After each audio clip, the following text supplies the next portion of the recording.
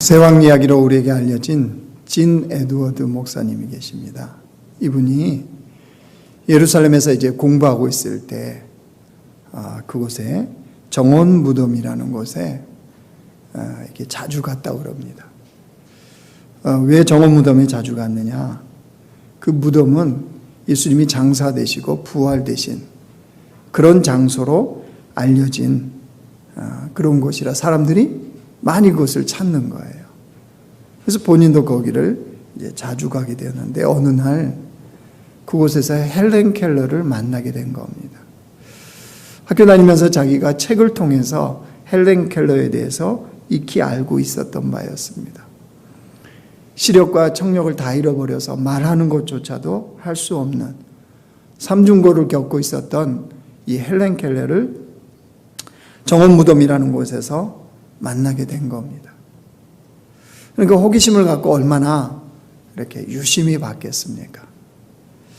헬렌 켈러는 그런 삼중고임에도 불구하고 손바닥에 글씨를 써서 이렇게 세상과 사람들과 소통하는 그런 일을 하고 있었습니다. 그날도 가이드의 인도를 받으면서 그 정원 무덤에 헬렌 켈러가 온 겁니다. 진 에드워드 목사님이 호기심을 갖고 무엇을 하는지를 보게 된 거예요. 가이드의 안내를 받고 무덤에 들어온 헬렌 켈러가 그곳에서 두 손을 들고 눈물을 흘린 채 무엇이라고 말을 하더랍니다. 알아들을 수는 없었습니다. 그 다음에 무덤 밖으로 나온 헬렌 켈러가 역시 두 손을 들고 눈물을 흘리면서 무엇이라고 이야기를 하더랍니다.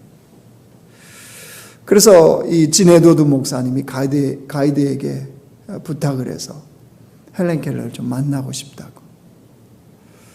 그래서 그 가이드의 안내로 두 사람이 이제 만나게 된 겁니다. 만나가 되겠는데 헬렌 켈러가 진 에드워드 목사님 앞에서 거듭거듭 이런 말을 하더랍니다. 여긴 어둠이 없어요. 여긴 어둠이 없어요.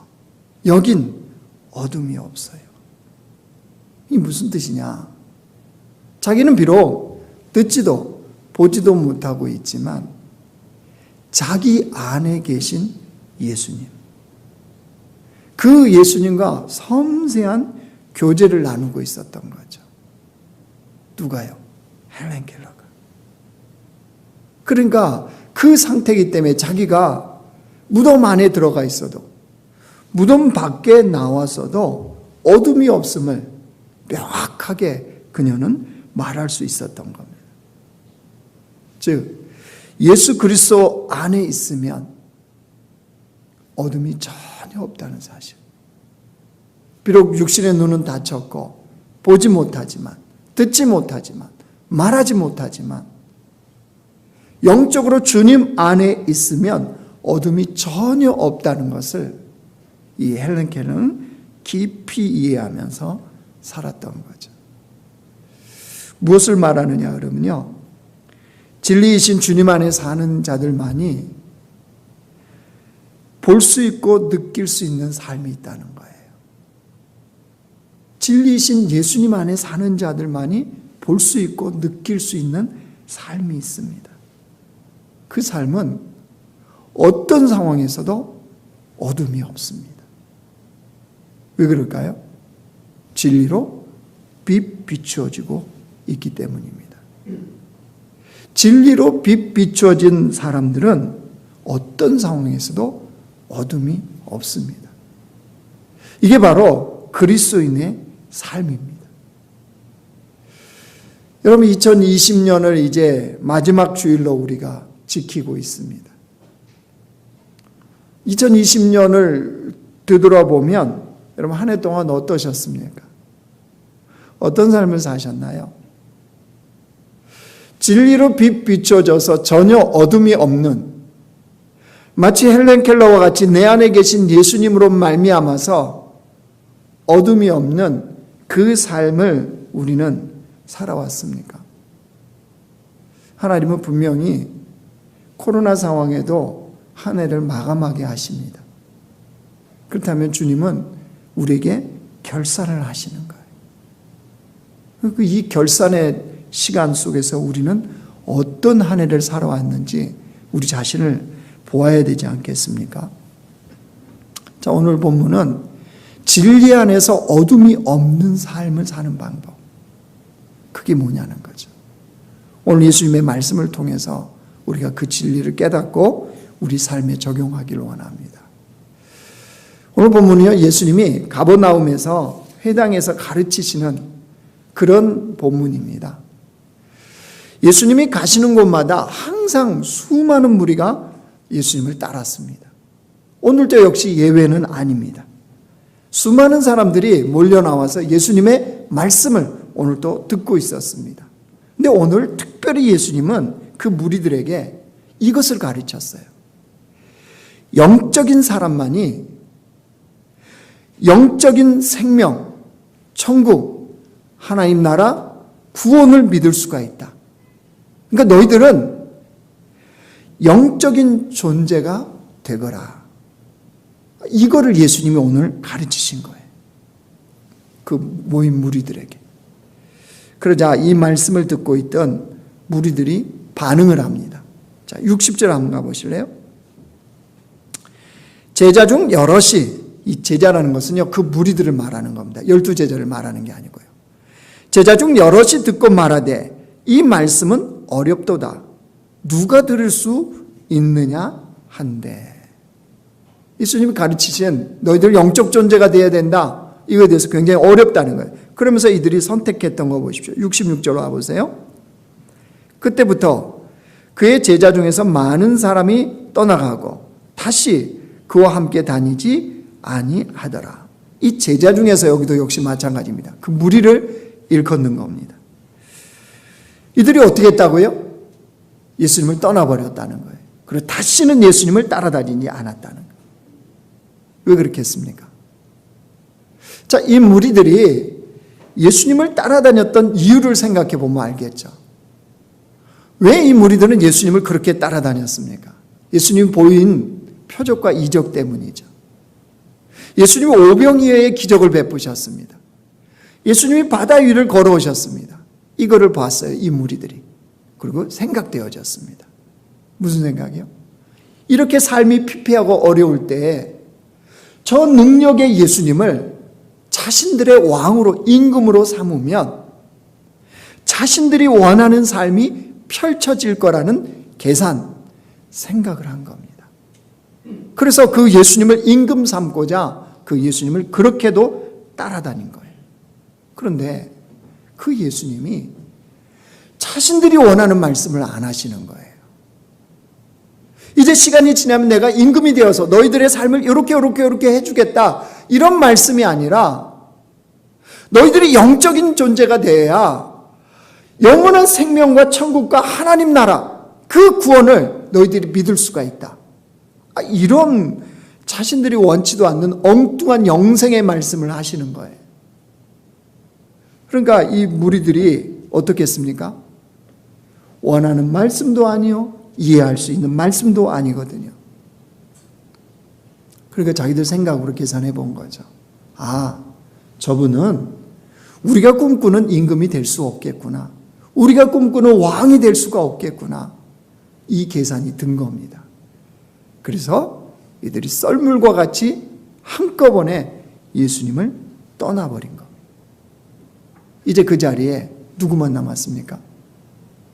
12명의 제자만 남았습니다. 얼마나 썰렁하겠습니까? 얼마나 참 상황이 그렇습니까? 그런데 그 12명 중에는 또 이런 제자도 있는 거예요. 70절 와보실래요? 예수께서 대답하시되 내가 너희 12를 택하지 아니하였느냐? 그러나 너 중에 한 사람은 마귀니라 하시니 이 말씀은 가롯 시몬의 아들 유다를 가리키심이라. 그는 12 중에 하나로 예수를 팔자러라. 참 절망적인 상황이죠. 이게 지금 무리가 떠나간 예수님과 그 12제자가 있는 상황에서 펼쳐진 상황입니다. 이때 이런 절망 속에서 예수님이 그 12제자에게 묻는 거예요. 67절 보실래요? 예수께서 12제자에게 이르시되 너희도 가려느냐? 너희도 가려느냐? 참 예수님의 이 질문이 어떻게 들리십니까? 너희도 가려느냐? 참 인간적으로 생각하면 굉장히 낙심된 질문, 굉장히 절망적인 질문처럼 보입니다. 너희도 가려느냐? 그때 이 상황을 반전시키는 베드로의 위대한 고백이 있어집니다. 68절 한번 보실래요? 시몬 베드로가 대답하되 주여 영생의 말씀이 주께 있사오니 우리가 누구에게로 가오리까? 우리가 주는 하나님의 거룩하신 자이신 줄 믿고 알았사옵나이다. 주여 영생의 말씀이 주께 있사오니 우리가 누구에게로 가겠습니까? 이 대답이잖아요. 주는 거룩하신 자인 줄 우리는 믿고 알고 있습니다. 이게 지금 베드로의 고백입니다. 여러분, 베드로는 이런 위대한 고백이 어떻게 가능했을까요? 이런 고백이 어떻게 가능했을까요?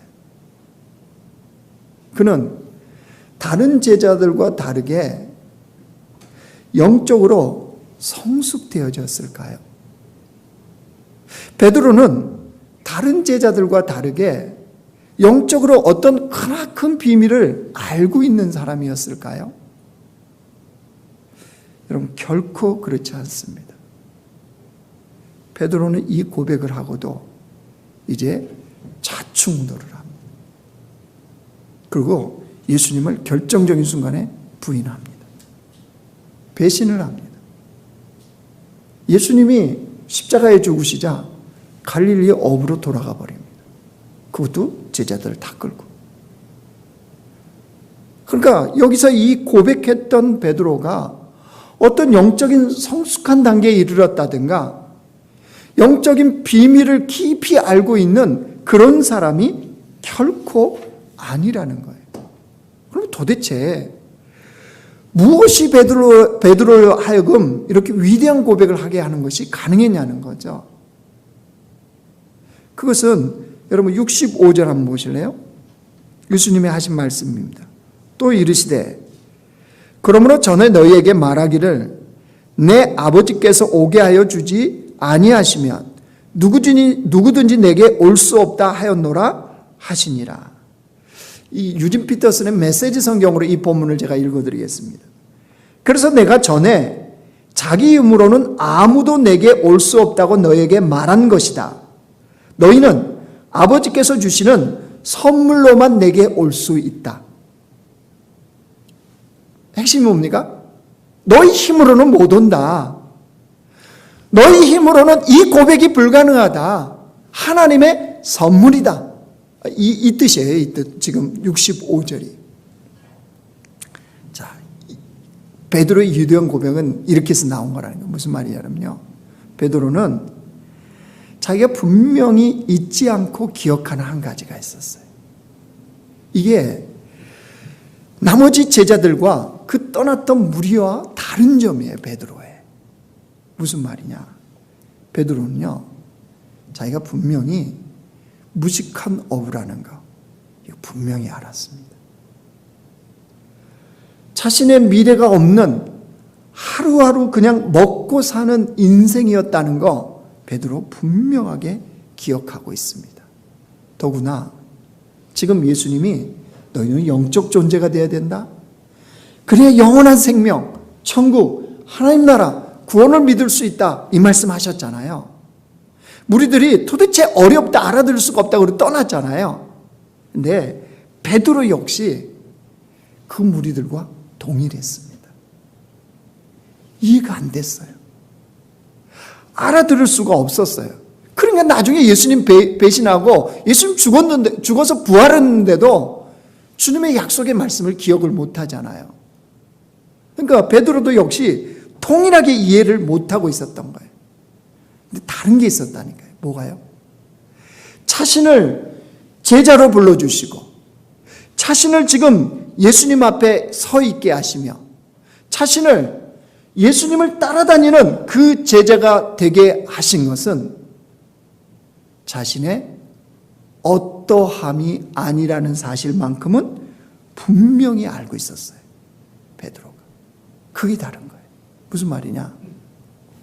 이 모든 것은 전적인 주님의 사랑이라는 거예요. 전적인 주님의 사랑으로 자기가 지금 예수님의 제자가 되었고 예수님을 따르고 있고 그 자리에 남아 있음을 베드로는 분명하게 인식하고 있었던 겁니다.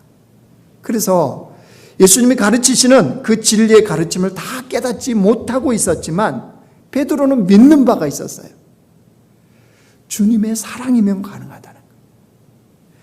하나님의 사랑의 말씀이면 가능하다는 것.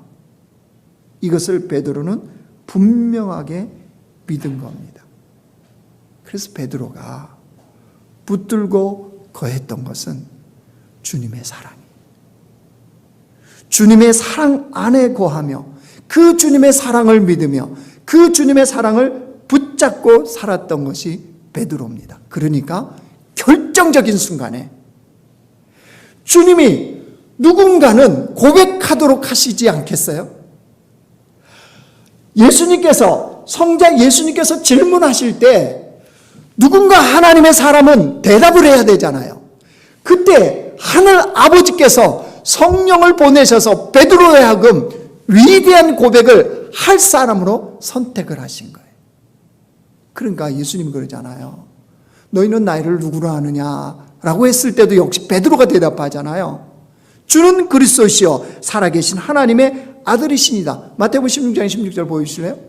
그 대답하잖아요. 시몬 베드로가 대답하여 이르되 주는 그리스도시요 살아계신 하나님의 아들이십니다. 이 위대한 고백도 또한 베드로가 하잖아요. 그때 예수님이 뭐라 그래요? 바요나 시몬아 내가 복이 있도다. 이것을 알게 한 것은 너가 아니라 누구라고요? 하나님 아버지가. 그러니까요 베드로도 똑같다는 거예요. 우리나 비슷한데 주님의 사랑을 그 안에 믿고 그 사랑 안에 거하고자 하는 이것이 달랐다는 거예요. 그러니까 베드로가 자충우돌해도 그 고백 하나하나가 결국 사도행전에서 보는 그 위대한 베드로, 정말로 상상도 못할 베드로는 그때 그 모습으로 드러났던 겁니다. 뭘 말하냐 그러면요, 여러분 사람은 그 인생을 무언가를 따라 삽니다. 그렇죠? 무엇을 따라 살아요? 이것을 성경적으로 구분을 하면 육신을 따라 사는 사람이 있는가 하면 영을 따라 사는 사람이 있습니다. 그러니까 모든 사람은 이 부류 속에 들어가요. 어떤 사람은 육신을 따라 사는 사람이 있는가 하면 어떤 사람은 성령을 따라 사는 사람이 있습니다. 무엇이 다를까요? 육신을 따라 살아가는 사람들은 이 무리들과 동일합니다. 자신들의 목적과 기준이 분명합니다. 자신의 안에 있는 탐욕과 욕망과 이기심을 채우는 겁니다. 그걸 위해서는 어떤 것도 합니다. 이게 육신을 따라 살아가는 사람입니다. 그러면 성령, 영을 따라 사는 사람은 어떨까요? 여러분 별반 다른 게 없습니다. 여전히 그들도 부족해요. 실수합니다. 죄에 연약하면 노출되어서 그들도 역시 죄를 짓습니다. 그럼 뭐가 다를까요? 성령을 따라 사는 자들은 그럼 뭐가 다르냐면요, 이게 다릅니다. 자신의 힘과 능력으로는 되어지지 않는다는 것을 겸손하게 인정합니다. 이 땅의 삶이, 인생이 자신의 힘과 능력으로 되어지지 않는다는 것을 겸손하게 인정해요. 여러분, 하나님이 코로나19 상황을 통해서 우리에게 확실하게 보여주시잖아요. 인간의 힘이 되든가요? 우리 예측이나 했나요? 이 변화되는 상황 어느 누구가 생각이나 했겠습니까? 우리 그리스도인들은 이걸 분명하게 깨달아야죠. 아, 이 땅의 역사는, 우리 인생은 우리 힘과 능력으로 되어지는 게 아니구나. 우리 그것보다요, 이 변수가 훨씬 큰 거예요. 그러니까 우리가 할 수 있는 걸, 이거를 이 변수가 덮고 남는 거예요. 근데 이 모든 것을 통치하시는 분이 누구라고요? 하나님이세요.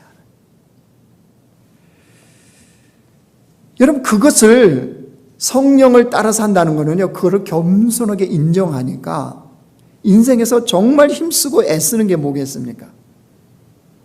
주님의 사랑 안에 거하는 거예요. 그러니까 내가 주의 사랑 안에 살아야 되는구나. 내가 그러니까 주님의 사랑을 붙들어야 되는구나. 그러니까 주님의 사랑만이 이것을 해결할 수 있겠구나. 이걸 철저하게 믿는 거죠. 그러니까 성령을 따라 영을 따라 사는 사람들은요, 그래서 목적이 다른 거예요. 주님 앞에 예배하는 거, 말씀을 묵상하는 거, 기도하는 거, 이 목적이 뭘까요? 그것은 하나님의 사랑을 확인하고 그 사랑 안에 거하고자 하는 거예요. 왜 예배를 드립니까? 주님이 우리를 얼마나 사랑하시는지를 다시 확인하는 거예요. 그리고 그 예배를 통해서 우리의 삶은 주님 사랑 안에 거하기 위함이구나. 이걸 절실히 깨닫는 거죠. 그런 자에게 수시로 때때로 하나님의 은혜가 베드로에게처럼 부어지는 거예요. 그래서 이런 위대한 고백이 되어지는 겁니다. 고백으로 끝나는 게 아니에요. 그게 삶에 축적되어서 결정적인 하나님의 때에 하나님의 사람으로 그가 세워지는 겁니다. 하나님은 오늘 베드로를 통해서 우리에게 그걸 보여주시는 거예요. 우리 사도 바울도 한번 생각해 보실래요? 그 위대한 사도 바울. 얼마나 스펙이 뛰어났습니까? 태어나면서부터 부모에 의해서 로마 시민권을 가졌어요. 여러분, 그 당시에 로마 시민권은요, 말이 안 돼요. 미국 시민권하고는 비교도 안 될 정도.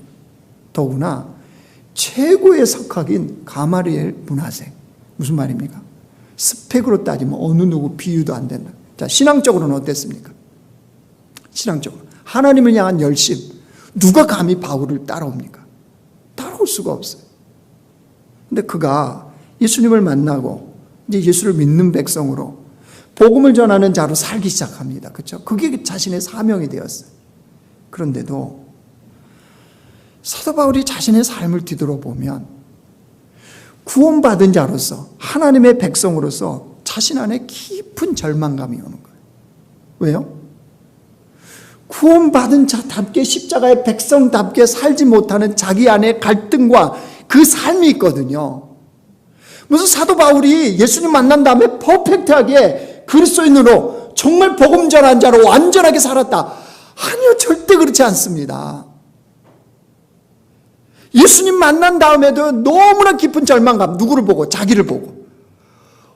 어쩌면 이렇게 내가 예수가 믿는 자로, 내 안에 있는 자로, 내가 이렇게 복음을 전하는 자로 내가 어쩌면 이럴 수 있을까라는 그 갈등과 그 회의감과 그 절망, 자기를 보면서요, 그걸 느끼면서 사도 바울이 로마서 7장에 뭐라고 고백합니까? 한번 보십시오. 제가 읽겠습니다. 오호라, 나는 공고한 사람이로다. 이 사망의 몸에서 누가 나를 건져내려?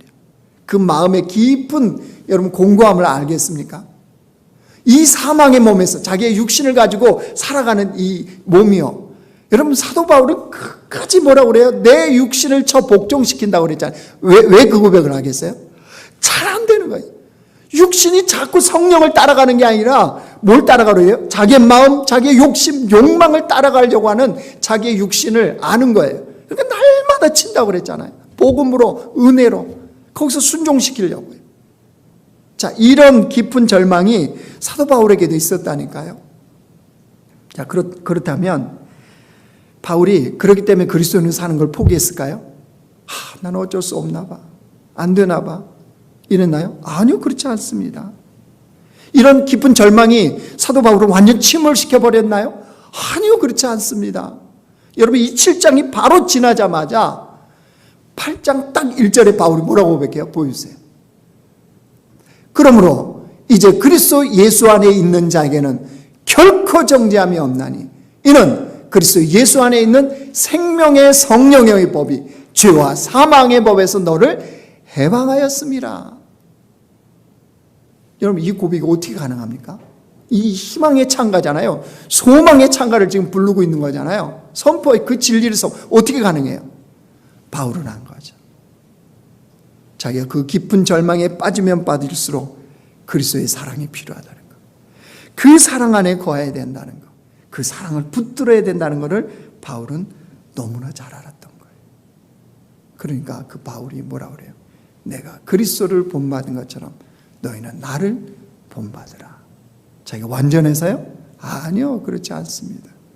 여전히 연약하고 여전히 부족하고 여전히 주님의 은혜가 필요한 존재인 줄 자기도 알아요. 그래서 그런 자들은 주님의 사랑 안에 거한다는 걸 알기 때문에 너희는 내가 그리스도를 본받은 것처럼 너희는 나를 본받으라고 말하는 것이 가능했던 거예요. 사랑하는 성도 여러분, 온라인으로 지금 예배하시는 성도 여러분, 지금이 12월 마지막 주일입니다. 한 해를 마감해야 되는 이때예요. 코로나 상황으로 우리는 정말로 예상하지도 못한 삶이 지금 우리 가운데 펼쳐졌죠. 그죠? 그런데 한 해를 마감해야 되는 것은 우리에게 그냥 다가왔어요. 이건 하나님 뭘 말씀하시는 거겠습니까? 우리 인생의 어떤 상황에서도 결산한 날은 반드시 온다는 거예요. 코로나에 있기 때문에 12월이 안 간다. 그런 건 없지 않습니까?